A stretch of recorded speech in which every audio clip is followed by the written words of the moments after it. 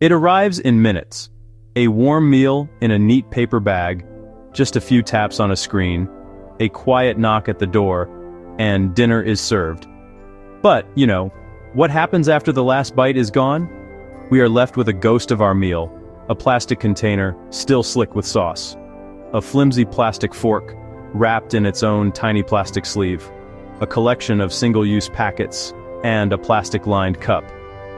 This isn't just the aftermath of one dinner, it's the aftermath of millions of dinners, delivered every single day across the country.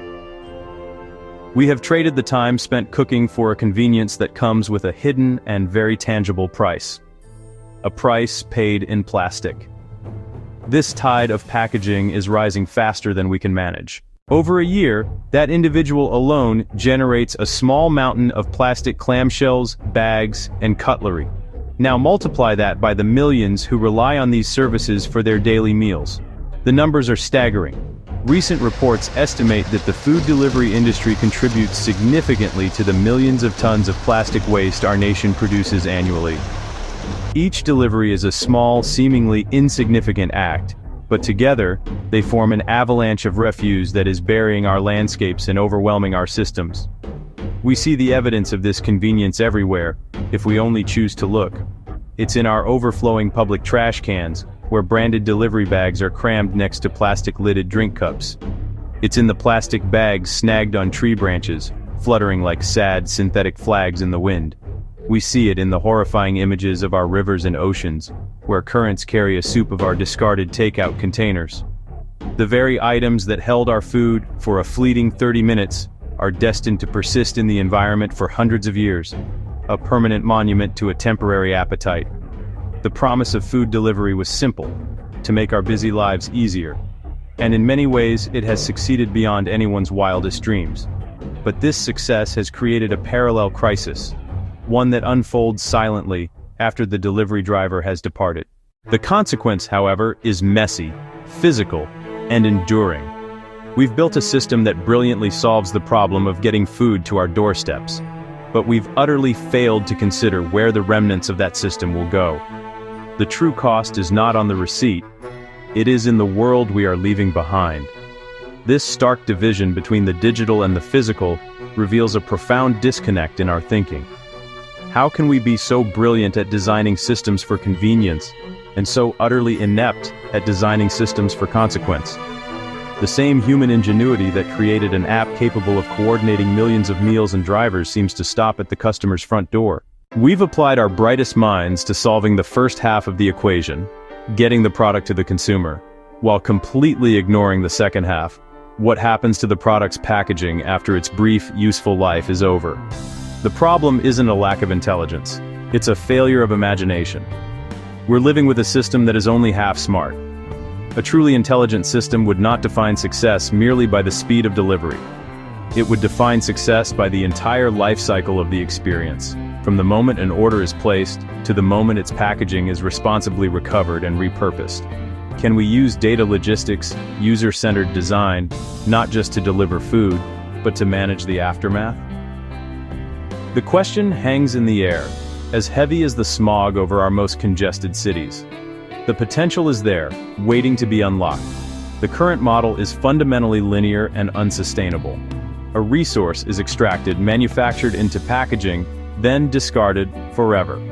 It's a one-way street to a dead end.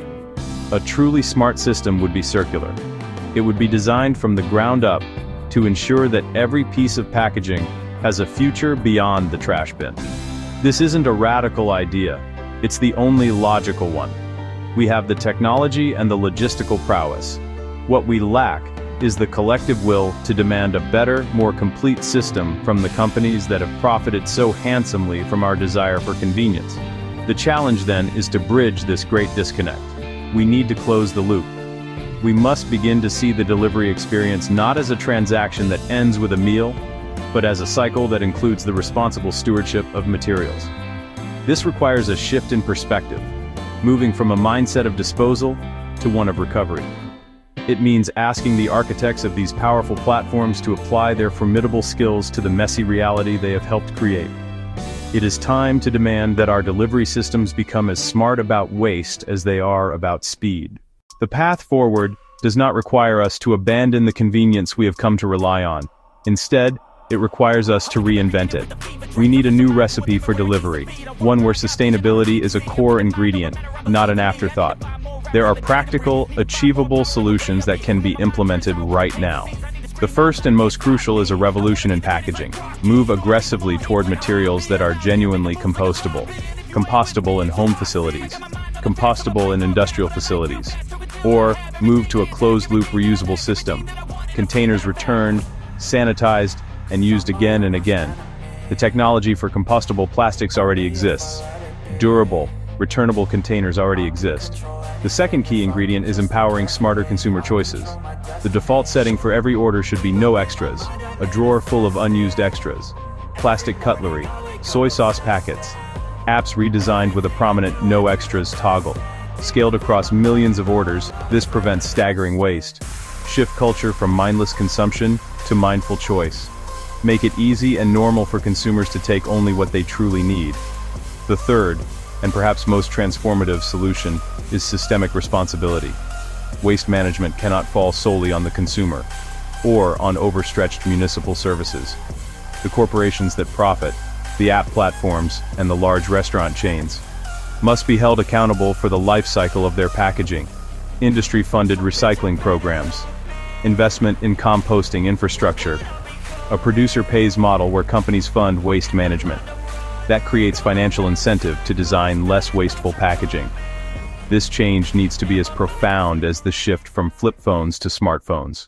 The iPhone reimagined what a phone could be. It created an ecosystem of apps and services that changed how we live. A sustainable delivery model won't just swap plastics. It requires a fundamental redesign across the system. Create a new ecosystem where convenience and responsibility go hand in hand. Imagine a future where our cities are not choked with the debris of our last meal.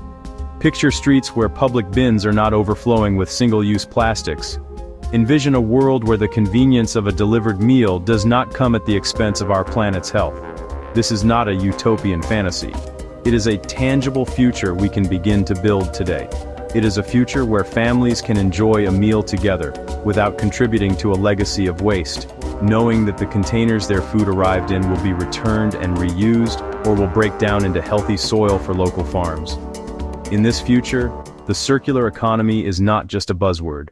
The same delivery driver who drops off a hot meal might also pick up the clean, empty containers from a previous order.